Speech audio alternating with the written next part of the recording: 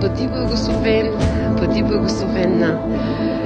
Днес отново имаме жизненост, имаме живот в нас, защото Бог отново днес ни показа милост и ни даде живот, както на мен, така и на вас.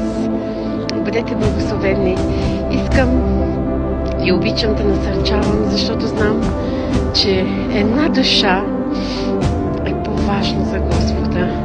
Една дума, изговорена от Словото, може днес да променя съдбата ти, може днес в каквато и обстоятелства да се намериш. Аз не знам, ти сам знаеш, ти сама знаеш, че може би си в трудност, но искам да ти кажа, че има един Господ, който раздвижва твоя живот. Макар и да не го виждаш, но ти трябва да чувстваш и трябва тази вяра, която Бог положи във всеки един, да се раздвижва. Вярата е личност. Личност, която Бог положи във всяко едно сърце. Словото също е личност. Това е движещата сила тук на земята. Ние видяхме Исус как вършеше чудеса и знамения.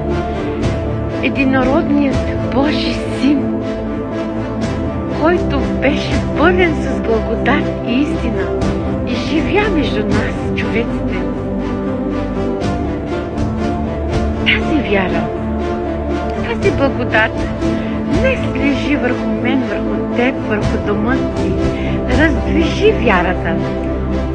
Вярата е движение, сила, която задвижва не само земята, не само хората, но то задвижва и Бога.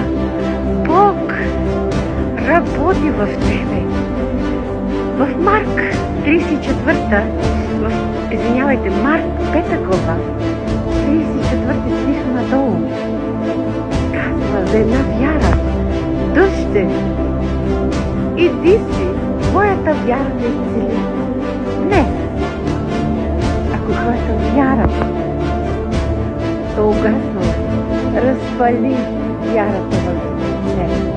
Сърцето ти помъртви.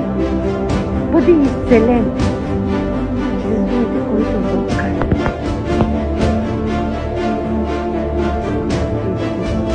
Днес това изцеление